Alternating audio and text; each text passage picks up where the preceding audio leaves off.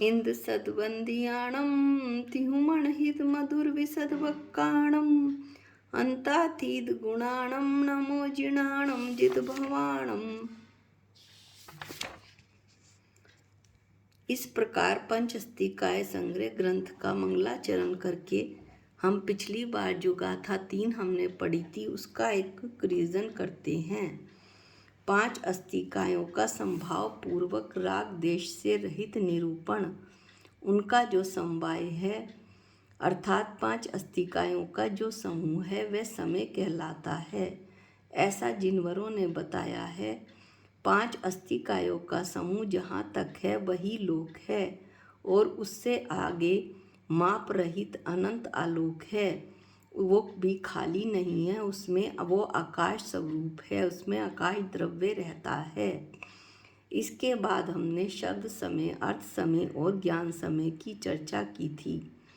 शब्द समय यानी संस्कृत में श्लोक में एक शब्द आया है संवाद, उसका हमने संधि विच्छेद किया था कि सम अर्थात मध्यस्थ यानी जो राग देश से विकृत नहीं हुआ है, वाद अर्थात वर्ण अक्षर का खा गा, पद यानी पंच अस्तिकाय और वाक्य के समूह वाला पाठ पंच अस्तिकाय के जैसे पंच अस्तिकाय संग्रह में 6 द्रव्य 5 अस्तिकाय 7 तत्व और 9 पदार्थों का वर्णन होगा। इस तरह 5 अस्तिकायों का संवाद अर्थात मध्यस्थ राग देश से जो विकृत नहीं हुआ है, यह पाठ मौखिक या शास्त्र में लिखा हुआ वह शब्द समय है, यह शब्द आगम है। यहाँ पर हम शब्द पंच अस्तिकाय भी कह सकते हैं। मिथ्या दर्शन के उदय का जब नाश हो जाता है यानी संशय विपर्यत अनध्यवसाय नष्ट हो जाते हैं, तो उस पंच अस्तिकाय का ही जो सम्यक अवाय अर्थात सम्यक ज्ञान होता है वह ज्ञान समय है अर्थात ज्ञान आगम है। कथन के निमित्त से ज्ञात हुए उस पंच अस्तिकाय का ही वस्तु रूप से समवाय अर्थात समूह वह अर्थ समय है। इसमें शब्द समय और अर्थ समय से क्या उपलब्धि क्या प्रसिद्धि होने वाली है, तो ये बतलाया था कि शब्द समय के संबंध से, शब्द समय के माध्यम से अर्थ समय पंच अस्तिकाय का अर्थ समय यानी पंच अस्तिकाय शास्त्र का जो कथन किया जा रहा है उससे सम्यक ज्ञान की प्राप्ति का हेतु है, ये सम्यक ज्ञान की प्राप्ति होगी, ऐसा आचार्य बतलाते हैं। ऐसा कुंद आचार्य देव बतला रहे हैं। अब हम गाथा 4 का पाठ करते हैं। जीवा पुग्गल काया धम्मा धम्मा तहेव आगासम अत्थित तम्मी यणियदा अण्णन मैया अणु महंता। जीवा जीव पुग्गल काया अन्व्यार्थ हम पढ़ रहे हैं।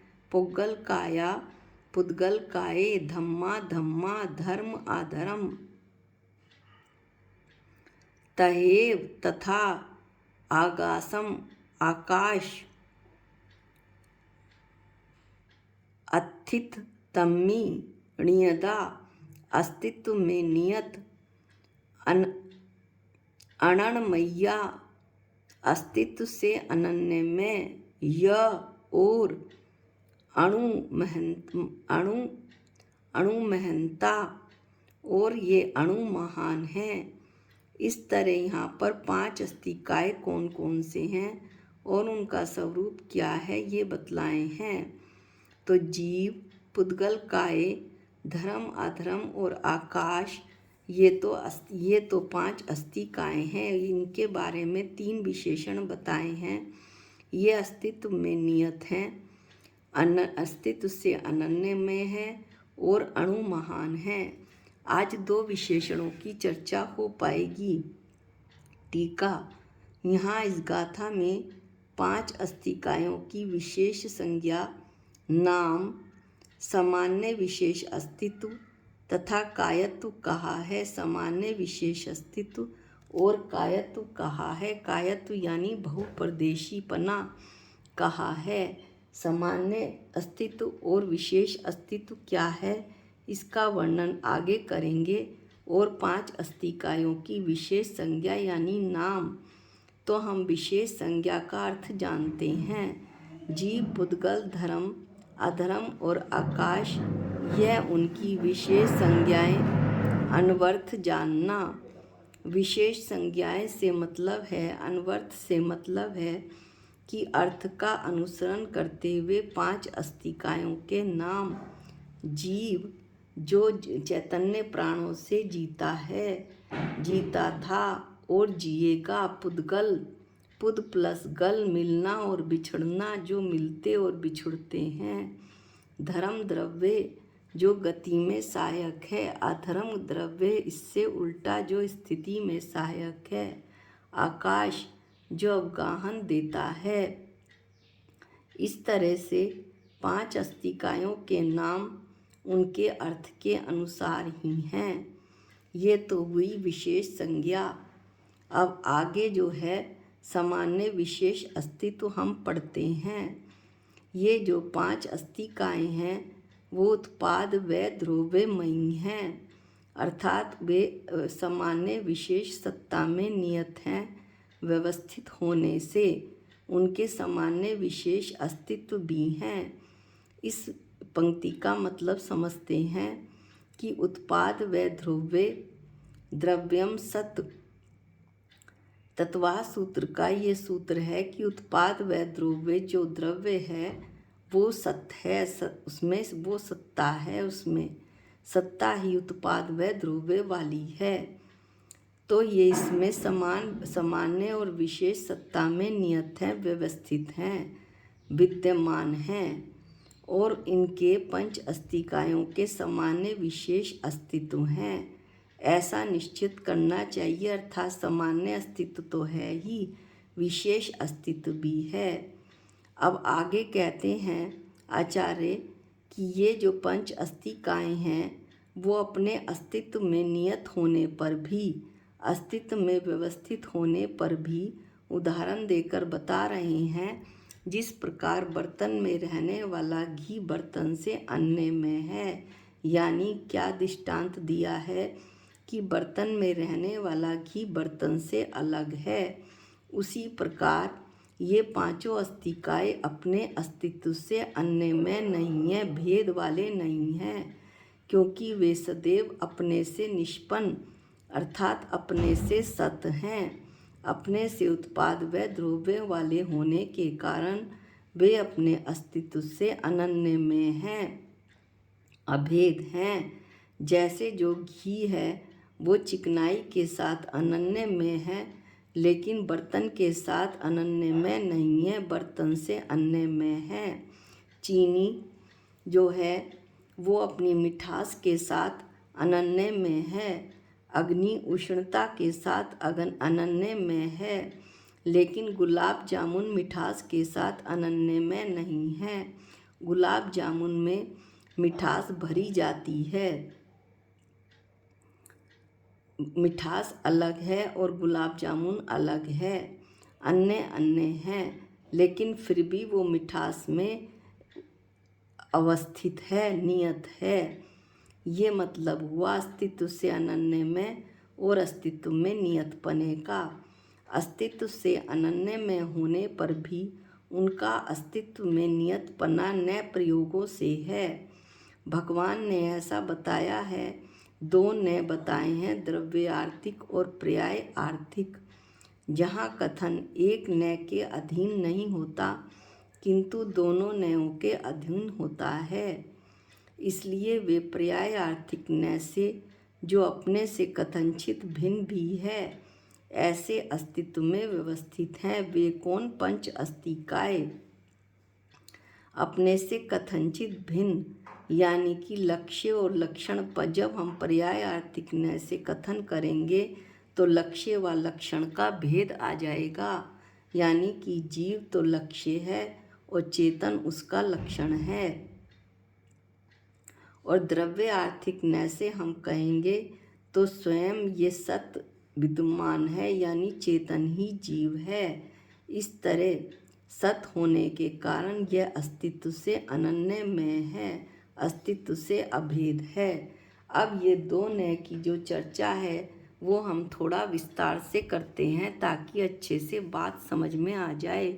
वर्णन की जो नय देता है, यानी कि जो नय इसमें दो नय पना है, वो कैसे है। नय दो होते हैं, एक द्रव्य आर्थिक नय और दूसरा पर्याय आर्थिक नय। जैसे कहते हैं जीव में ज्ञान भरा हुआ है, तो क्या ऐसा है कि जैसे बोरे में गेहूं भरे हैं वैसा ज्ञान भरा है? क्या बोरे में गेहूं की तरह जीव में भी ज्ञान भरा हुआ है? नहीं, जीव में तो ज्ञान लबालब भरा हुआ है और यह बात तो केवल व्यवहार से कहने की है जीव में ज्ञान भरा है। अरे जीव को ही जीव, ज्ञान को ही जीव कहते हैं। जीव ही ज्ञान है और ज्ञान ही जीव है। ज्ञानमय ही जीव है। आम में हरा रूप है, तो क्या आम अलग चीज़ है और हरा अलग चीज़ है? नहीं, हरे रूप वाला ही आम है। ऐसे ही जीव में ज्ञान अलग नहीं है, जीव ज्ञान में ही है। जीव की सत्ता अलग नहीं है, सत्ता में ही जीव है। ये एक कहने का ढंग है जो दो प्रकार से प्रतिपादित किया जाता है। जब द्रव्य आर्थिक दृष्टि से कहा जाता है तो अभिन्नता से यानी अभेद रूप से प्रतिपादन होता है कि जीव की सत्ता अलग नहीं है, जीव ही ज्ञान में है। और जब पर्याय आर्थिक नय दृष्टि से कहा जाता है तो भिन्नता से प्रतिपादित होता है कि जीव तो लक्ष्य है और ज्ञान उसका लक्षण है। जहाँ जहाँ ज्ञान है वहाँ वहाँ जीव है, जहाँ जहाँ जीव है वहाँ वहाँ ज्ञान है। इस तरह से जीव में ज्ञान है, ये पर्याय का कथन है। और जीव ज्ञान में है, ज्ञान वाला ही है, ज्ञान ही जीव है, यह द्रव्य दृष्टि का कथन है। जीव सत्ता में है, उत्पाद व द्रव्य वाला है, यह द्रव्य दृष्टि का कथन है। जीव में अस्तित्व है, यह पर्याय दृष्टि का कथन है, यानी जीव में अस्तित्व है, जीव अपने अस्तित्व में अवस्थित है। यहाँ पर जीव और अस्तित्व को अलग अलग लिया है पर्याय दृष्टि से कि अस्तित्व जो है वो जीव का गुण है और जीव गुणी है। पर्याय नाम भेद का है, द्रव्य नाम अभेद का है। जितने भी उपदेश होते हैं वे सब हमारे जैन धर्म में दोनों न्यायों के अधीन होते हैं। कोई द्रव्य दृष्टि का हट करे तो हम अपने वर्णन में तो वह जैन पद्धति का उपदेश नहीं माना जाता। पर्याय दृष्टि से अस्तित्व गुण है और कथनचित भिन्न निरखें तो द्रव्य दृष्टि से तो अस्तित्व न्यारा नहीं है। पर्याय दृष्टि से अस्तित्व गुण है और ये अस्तित्व गुण जिसमें है यानी जीव में वो गुणी हुआ, लेकिन द्रव्य दृष्टि से अस्तित्व न्यारा नहीं है, जीव ही अस्तित्व में है। किंतु बता रहे हैं कि द्रव्य दृष्टि से यह पदार्थ स्वयं ही सत होता हुआ अस्तित्व वाला है, अस्तित्व में है। सत्ता से सारे के सारे द्रव्य यानी पंच अस्तिकाएँ अभिन्न हैं, अभेद हैं, ये द्रव्य दृष्टि का कथन है। इस तरह यहाँ पर हमने दो विशेषणों का वर्णन किया कि पहला विशेषण तो यह हुआ कि अस्तित्व में नियत और अस्तित्व से अनन्य में अस्तित्व में नियत कैसे है ये बता दिया। फिर बताया कि अस्तित्व से अनन्य में कैसे है। अब तीसरा विशेषण रह गया है कि ये जो पंच अस्तिकाएँ है वो अणु महान हैं। इसका वर्णन कि उनमें कायपना है इसलिए वे अणु महान हैं, इसका वर्णन हम अगले वीडियो में करेंगे। थोड़ा विस्तार से वर्णन हो जाएगा, इसलिए इस वीडियो को हम यहीं समाप्त करते हैं और अगले वीडियो में पंच अस्तिकाएँ अणु महान कैसे है इसका वर्णन होगा। निज निधि निज में बताई, ये अनंत उपकार है। इसके लिए जिन वाणी माँ को वंदनानंत बार है, वंदनानंत बार है। सबको जय जिनेंद्र।